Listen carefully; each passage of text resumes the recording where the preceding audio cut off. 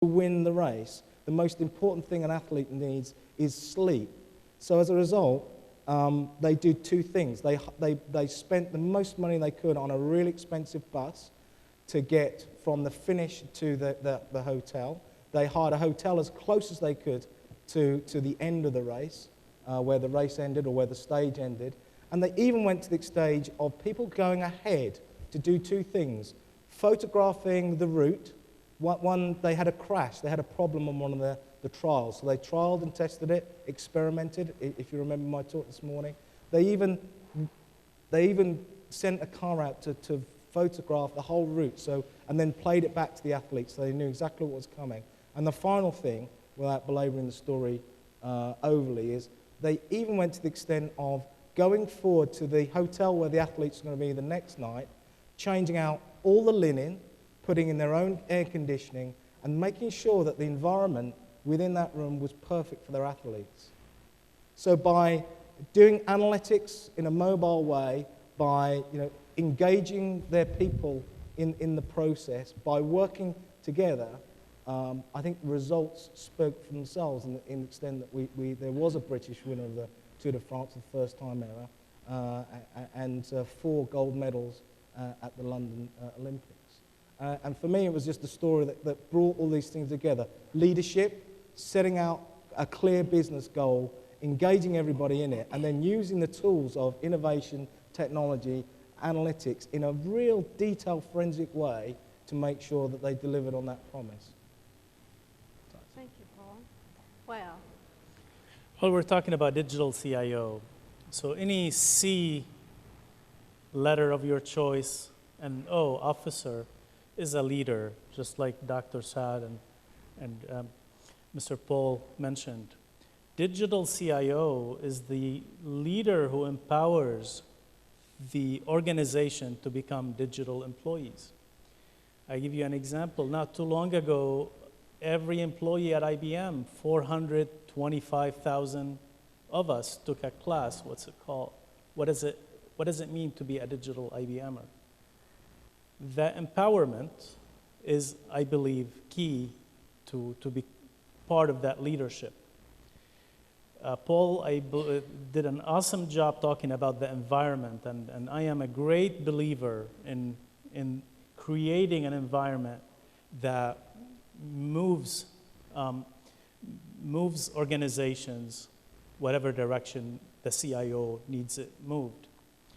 I'll give you an example. There's a psychologist, Dr. Zambardi. I'm not sure if you've heard. Many years ago, he did an experiment. He built a prison-like underneath his university. So he had students build a prison-like structure, and he broke his class students into 2 halves. The first half would be the prisoners. The second half would be the guards.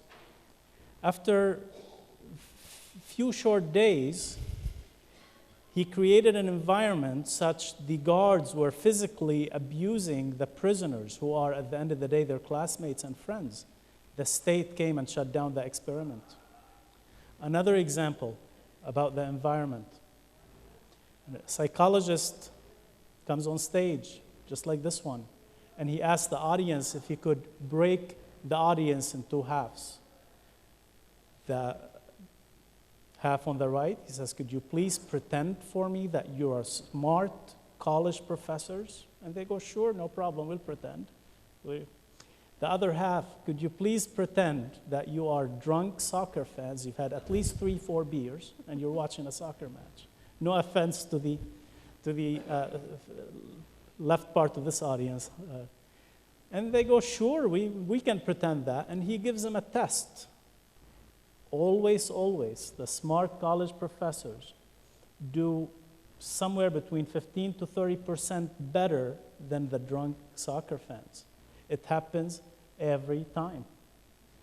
This is the environment that Chief Intelligence Officer, his job to create, to optimize the environment that every employee is digitally empowered. So the digital part, so we're talking about the traditional CIO mission. So a few years ago, there was a shift from a traditional job to a digital job. I don't know any CIO these days who doesn't have a Twitter account, or at least a LinkedIn and social media, who's not digitally in tuned, whether by mobile or other applications,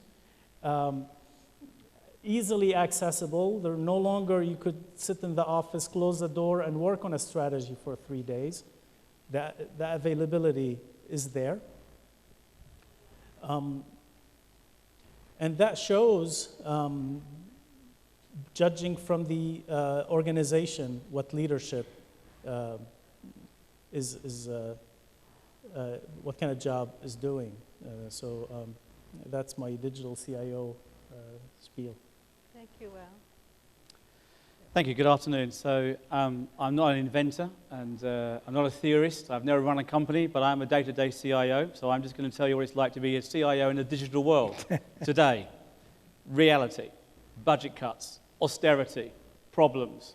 A CEO who wants to sell more and has heard about the cloud, has heard about some digital appy thing. Can I get out there and sell more product, please? You're the IT bloke, make it happen. Because that's when the theory breaks down. That's when the bright ideas disappear. That's when the vendor PowerPoint makes no sense around PowerPoint slide 2, when you've got to make it a reality on your legacy, with your customers, with your staff. Digital CIO is not a theoretical process, it is a reality. And what's interesting for me, and I guess in my transformation job the last 20 years, all I've been given a task to do is to cut costs by 50%, to modernize the IT, and to try and get it ready for whatever next stage the enterprise is going through. Part of that has also been in government. Look at Home Agency's revenue, putting income tax online, putting VAT online, huge transactions, some of the biggest in the world. Some of them are things that customers don't want to do. You can't talk about it as an Amazon or an eBay pull forward. This is a sit-back process. How do you make that real? So let me give you 5 things I think I've learned, most through negative mistakes rather than through positivity, about digital as a CIO. Digital is no longer an option. The consumers are just operating like it.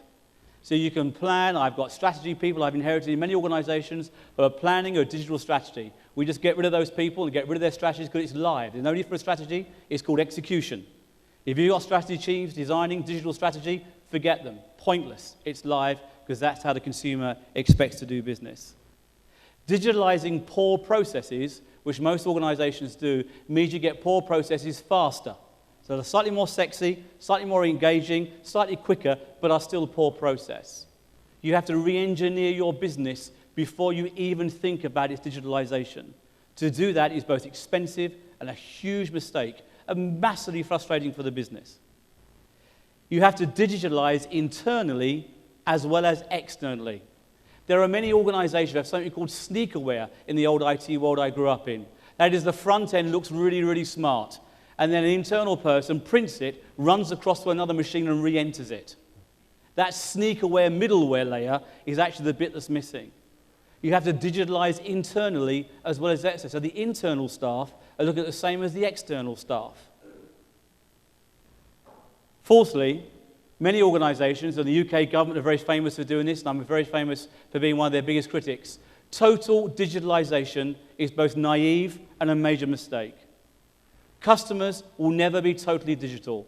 And organizations, entities that set out to be that are actually being false to themselves. Managing channels, managing those people channels, particularly call centers and other alternatives, along with digital, is the answer. Digital by default, with no other exception, will never, ever work and actually negate some of our customers. And last but not least, vendors told me for 20 years that you couldn't do digital on legacy unless you had many, many millions in the bank. The good news is, in the last 10 years, I found that not to be true. You can put digital on legacy engines and platforms back to the 1960s and 70s and still have one of the best digital experiences for single millions. If your vendor or your IT team are telling you that, they are lying. Digital on legacy is very straightforward. Apart from that, the digital journey is relatively straightforward. Thank you, Phil. I'm a bit concerned, though, that you're not really telling us what you mean. I think it's really refreshing to see a CIO with such passion. You had it this morning in your presentation, and you have it now. Okay, we're going to move now to the first focus area, which is creating sustainable customer experiences. Now, recent studies have shown us that among the top pressures and priorities that CIOs face, retaining customer satisfaction, customer loyalty and trust relies on providing a positive customer experience in a sustained way. That means that the customer experience needs to have the right blend of interaction, the right blend of service delivery, and results. And having those in a repeatable, predictable way. That typifies a customer experience. So I'm going to start out by asking a question of each of the panel members, because I think they bring some very interesting and diverse perspectives to this issue. So thinking about sustaining the customer experience, and Phil, you were talking about the fact that going digital from the inside out, as it were. Being digital today from a consumer experience is a lot about the freedom of mobility, the use of social media in business, etc. So from your perspective, Phil, what should a sustainable customer experience look like? I think first of all, you've got to understand your customers and the products they're buying. If you come to my industry right now, the insurance industry, for what I call a life product, so life insurance, health insurance, our own statistics will show that they will probably go onto an aggregator and check out the best price. They'll probably check 2 aggregators. They'll probably go onto an online insurance provider and then probably call a call center or an intermediary to actually make the transaction or the purchase. So an organization decided to digitalize only, that is, you can only deal through one medium, would have missed 2 or 3 what are quite critical steps for customers on more complex products. So I think for me, designing it as the customer wants it, not as a technology team internally think they should have it, is actually the core to actually finding, I guess, a product that customers really can get and grasp, and then moving with them. And I like what Paul was saying about analytics. As you begin to analyze your customers' behavior, you move your products and your channels accordingly. And I think that depends, it's about life cycles, it's about time of life, it's about time of year, it's about product types. They are very sophisticated, but actually tools can let you do that, give that customer, but it's got to be designed around the customer themselves. Good. And Wael, how about you? Sure. First of all, I love the statement that Paul mentioned about legacy and digital, so thank you. Customer experience, and we've all drunk the agile Kool-Aid as we've moved from waterfall model to agile, and making sure that there's a customer input with every sprint. Open betas. Continue to ask the customers, is that what you want? I'm building this. This is part of it. Building solutions now starts with building blocks. You start with the foundation and you put each brick, just like education, on top of each other. And with every piling of a brick, you ask the customer if this is what we want. As probably seen the caricature about the swing set on the tree, and that's how what the customer asked for, that's how the engineer thought about it, and that's how it was delivered, which was not a swing set at all. Customers don't have the time, just like the pressure on the CIO and the pressure on our world to cut cost, deliver more. The customers don't have time to beta test. They don't have time to try solutions that may or may not work. They want something 100%. With that, the customer has to be or will be engaged with the development entity to make sure the solution is developed right for the first time. An example that I read about Toyota, they did a development project where no office was there. The development team were at customer sites. The actual product was developed real time from the customer site. And that was a great success and successful model. At IBM, we've also drunk the agile Kool-Aid, and we're moving forward with validating the customer. Then we validate with the customer, then we validate with the customer again with every step of the way. And we build partnerships along the way. And that bleeds into cultural brotherhood or similarities. In my talk, it started with a video about corporate service corps, where we send employees overseas to do philanthropy missions.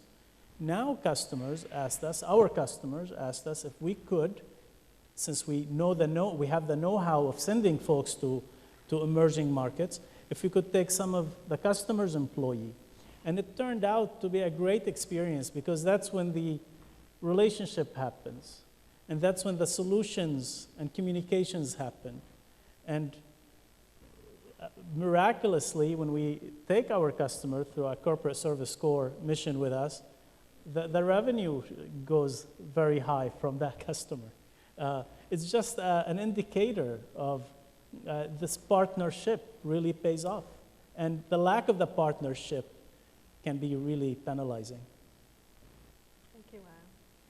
Paul, I'm sure that you probably come to this with a bit of a different perspective, and I'd like you to think about the same question from a marketing spin.